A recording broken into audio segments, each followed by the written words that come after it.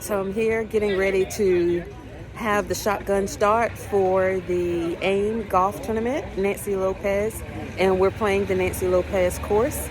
So looking forward to a good day, a fun day of golf, but also, most importantly, for a great cause to help the children that are served through AIM. Here we go.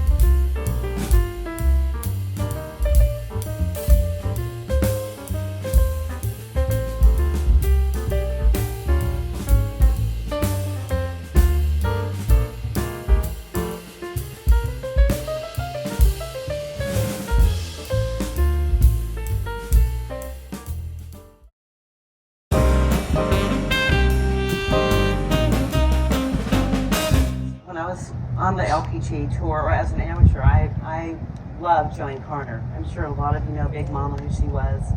And it was, I go back to Atlantic City at the US Open. I was 17, wasn't professional yet, and I got to play with Joanne Carter. And I used to have this little catch shot that I always played with, and I kept thinking I've got to get rid of that if I ever turn professional.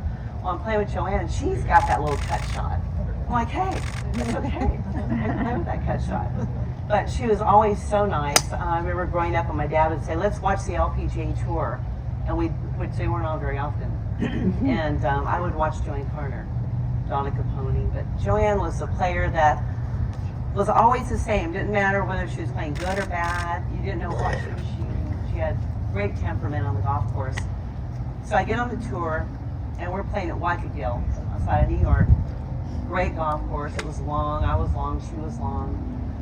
And on Saturday, I had the chance to maybe get into the last group. I was shooting and getting into that last group with her. I knew she was going to be in that last group.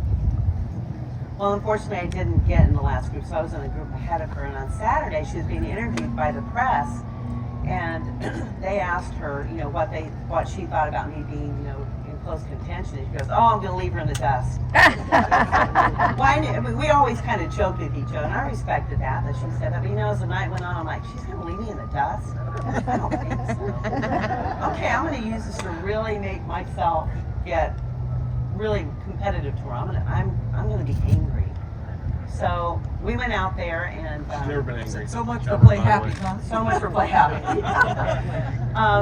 So anyway, I'm teeing off in front of her, and the crowd there wanted her or myself to win. They were rooting for both of us because she was a great champion. So I'm in front of her, and the first hole's a par 5 back. I could reach that hole in 2, and I make a birdie. The crowd goes wild, and I turned around to see if she saw it. She did. So we keep going. I was probably, I think I was 2 shots behind going into Sunday's round. So we kept playing, and I'd make another birdie, and the crowd would go crazy, and I'd turn around. Well, then I could hear the roars of her crowds, and I knew who it was. So after that day on Sunday, I shot 65 on one of the toughest golf courses I could have played, and I left her in the dust. You crush your hero. I always wanted to play good when I played with her. Yeah. She brought my best golf out when I played with her.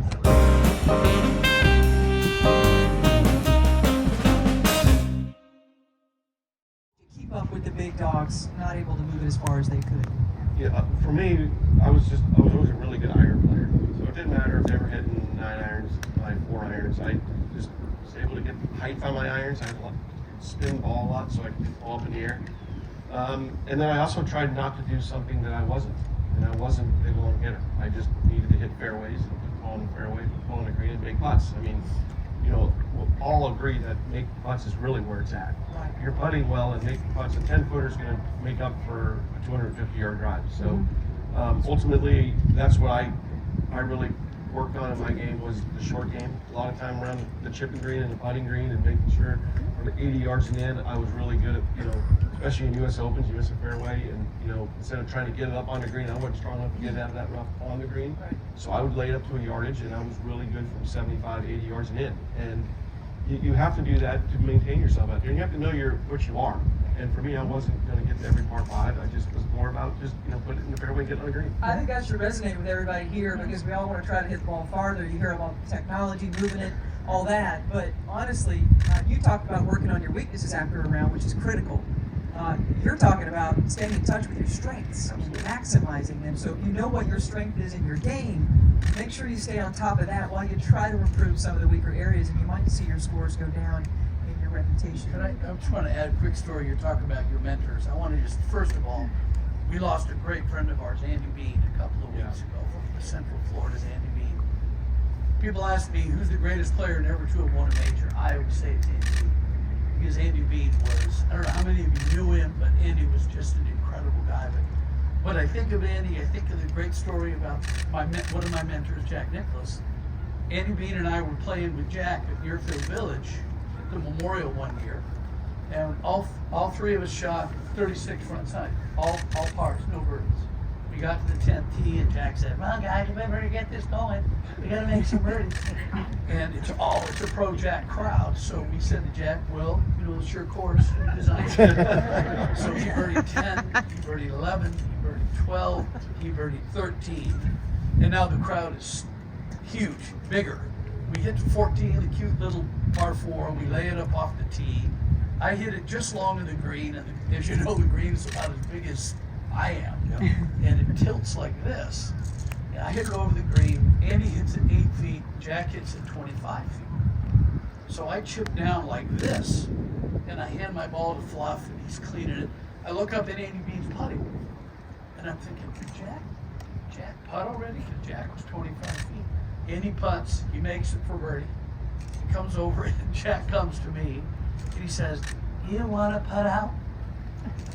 I said, "Did you putt?" He goes, No, I want you to putt and get out of the way." I said, "We haven't putted yet, Jack." And he goes, No. I go, "Well, why don't you want to putt first?" And pardon my French, but he says, "Well, because when I make this putt, these people are going to go ape shit." That's exactly what he said. He didn't say if, he said when. So I said, you know, Judge Smales and Ken, we're waiting. Go ahead. So of course Jack gets in there like this, you know.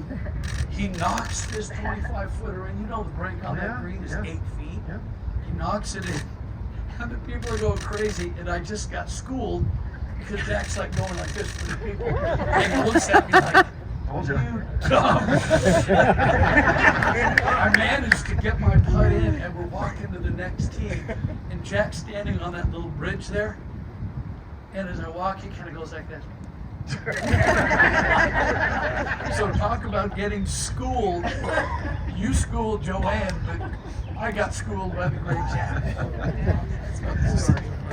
There's a few majors in there as well. You had a top 5 in every major, Hale, including 3 U.S. Opens. Chris was the highest number 6 ranked player in the world. Only 5 players in the world better than him on the planet. That's got to be a cool feeling. And you held down a top 10 spot for like 4 or 5 years. US Opens. 3 U.S. Opens. I won the U.S. Open. You got one too, right? 10 cup. Yeah, 10 cup. I won it. That counts. You got the trophy? Yes. You got the trophy? Yeah. What's it? Where is it? No trophy. Yeah, made out of 10. Hale, of the 3 U.S. Opens, which one do you cherish the most? 74, 79, 90. I will obliquely answer that by asking Nancy. She has $3. Which one do you love the most? So it's impossible to answer. It's impossible to answer. They're all under different circumstances and at different times in your career. I still think Mike Donald's sitting in the dark room right now. Yeah. He says I still think Mike Donald's The sitting in the last dark room one right now. at Wingfoot was probably the most dramatic, but I can't say that. I can't say that Wingfoot was a schmuck and an Inverus. That gets lost in the shuffle, but for me it was at an extremely opportune time. They're all great. Does the golf swing feel pretty much the same today that it did when you were at your peak as a younger man? Because I haven't seen many changes over the years. Feels exactly the same, doesn't it? We were talking about it earlier. She asked me. How good you swing it and how good you feel. Well, all I would say is the older you get, the more your physical dimensions alter some. Like one day I woke up and my belly was my butt and my butt was my belly. Where the hell that happened? Kind of alters your golf swing a little bit. You can still see your toes though, and that's an accomplishment. Yeah, I gotta say.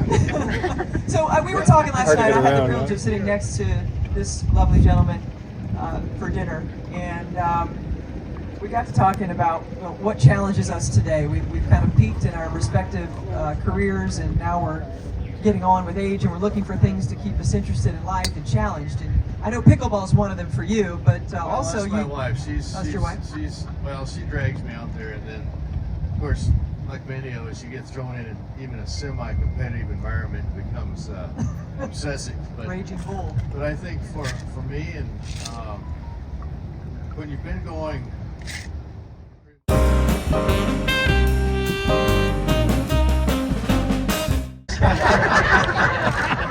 I'm just gonna get right. I'm gonna do a second. Just spread your legs.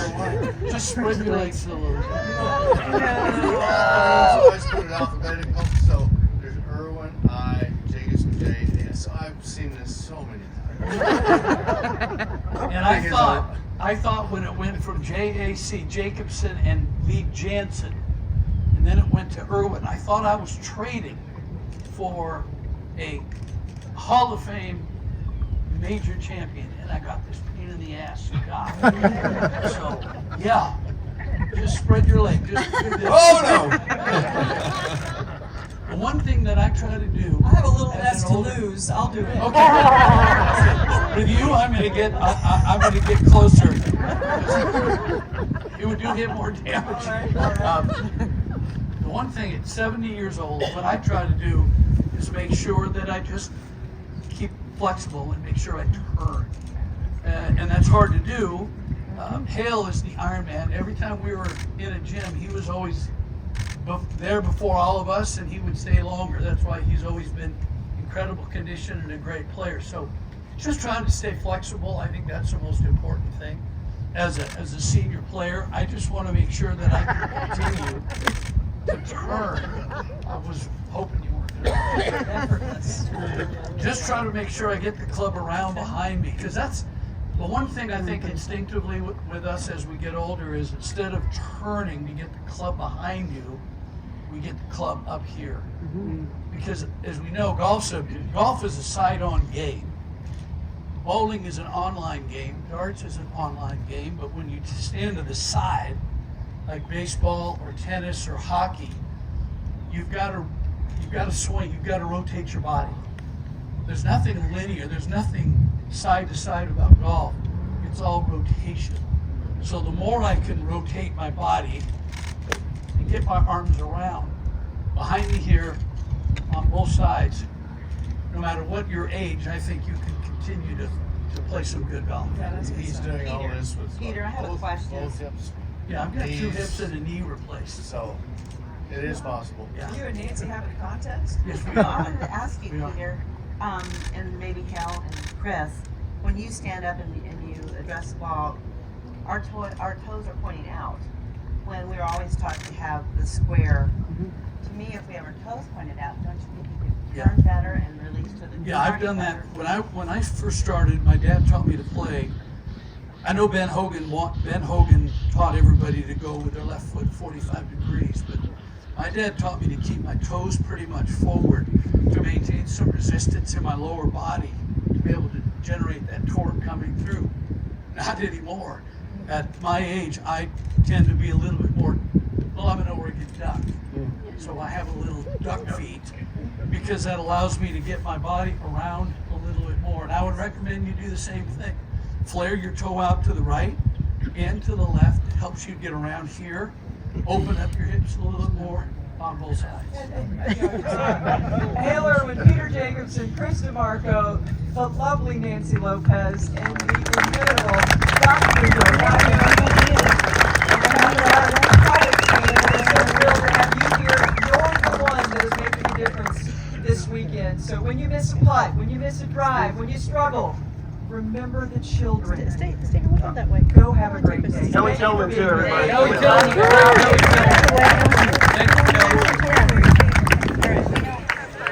We know which one. Yes, as you make your way to your car, Judy Wheeler's selling mulligans, so please check in with Judy to purchase.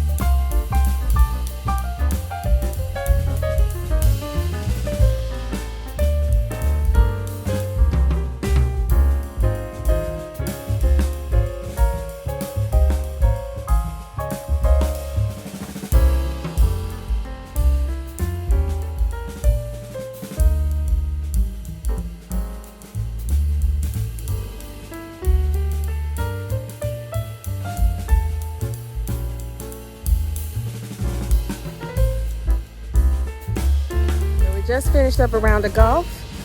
We played in a scramble and shot 63. So let's see how we did and where if we placed at all.